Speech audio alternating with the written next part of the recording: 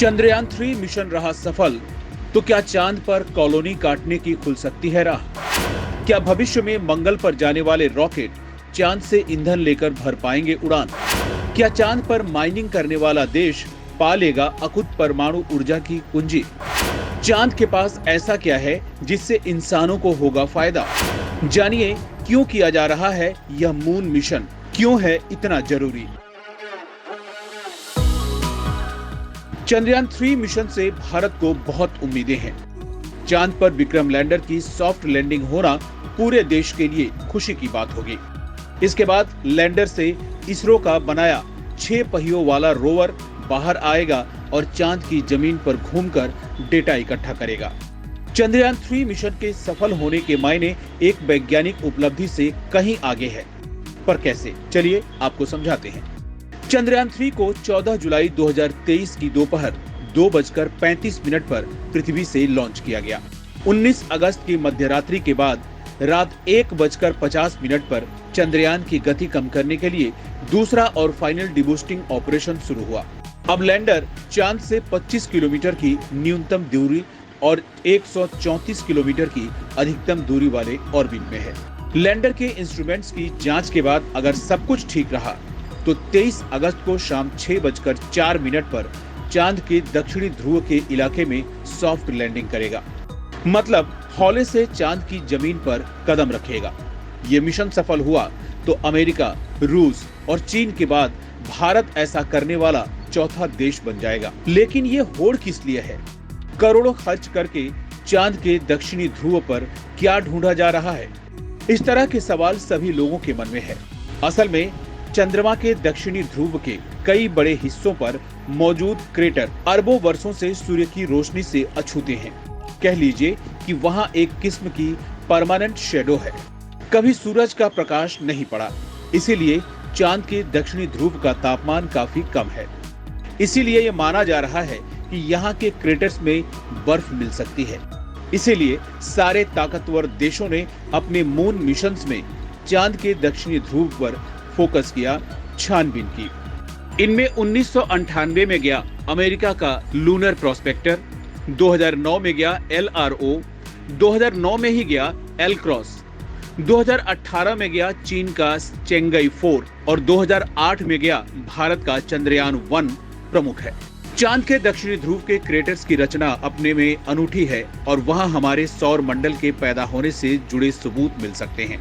ये भी मत है कि इन विशेषताओं के चलते चांद का ये इलाका मानव बस्ती बसाने की क्षमता रखता है।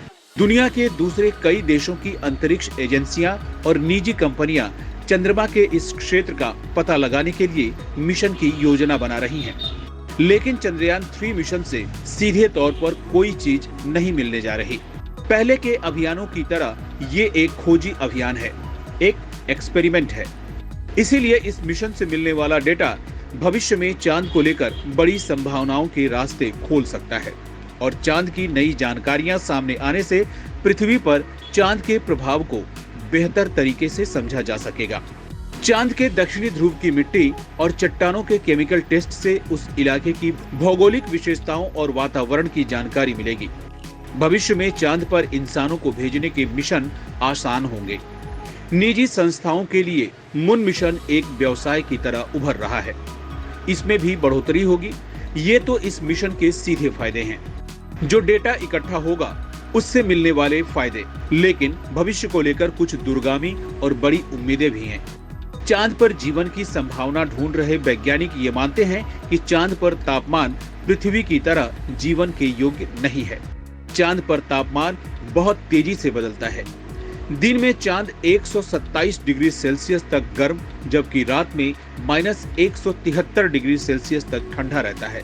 लेकिन चांद के पास कई संसाधन ऐसे हैं जिनके लालच में दुनिया भर के देशों की स्पेस एजेंसियां चांद को और ज्यादा खोजने, टटोलने और समझने में जुटी हुई हैं। एक रिपोर्ट के मुताबिक साल 2008 में भारत के चंद्रयान 1 मिशन के दौरान हमने चांद पर पानी खोज लिया था। इस मिशन के दौरान चांद की सतह पर हाइड्रोक्सिल के अणु मिले थे। चांद के दोनों ध्रुवों पर इनकी तादाद और ज्यादा थी। अब यही पानी जीवन के लिए आधारभूत जरूरत है। यह हाइड्रोजन और ऑक्सीजन का स्रोत भी होता है। जो रॉकेट के लिए बतौर ईंधन इस्तेमाल किए जा सकते हैं। ऐसे में चांद के किसी इलाके में अगर बहुतायत में पानी होने का पता चला तो आने वाले वक्त में रॉकेट्स के लिए चांद पर ही ईंधन जुटाने की कोशिशें शुरू की जा सकती हैं। इसके अलावा चांद पर हीलियम 3 मौजूद है। ये हीलियम गैस का एक आइसोटोप यानी समस्थानिक होता है जो पृथ्वी पर दुर्लभ है, न के बराबर मात्रा में है। लेकिन नासा के मुताबिक चांद पर लाखों टन हीलियम 3 तत्व मौजूद हैं। यूरोपियन स्पेस एजेंसी एसा के मुताबिक हीलियम 3 प्रकृति से रेडियो एक्टिव नहीं होता है, इसीलिए इसका इस्तेमाल न्यूक्लियर एनर्जी बनाने में हो सकता है और इससे कोई खतरनाक रेडियो एक्टिव कचरा भी नहीं पैदा होगा। इसके अलावा भी चांद पर कई तरह के अन्य जरूरी मेटल मौजूद हैं। किसी खनिज या धातु को पाने के लिए उसकी माइनिंग की जाती है। चांद पर इन तत्वों की माइनिंग कैसे होगी ये साफ नहीं है। इसके लिए पहले तो चांद पर ऐसा इंफ्रास्ट्रक्चर बनाना होगा, मोटा मोटी कहें तो खदान बनानी होगी, फिर मशीनों के जरिए खनन का काम किया जा सकता है। लेकिन ये संभावनाएं अभी दूर की कौड़ी हैं और चांद पर खनन कौन करेगा और जो भी इस खनन से निकलेगा उसका मालिक कौन होगा, इसे लेकर दुनिया के देशों के बीच अधिकार की लड़ाई जारी है।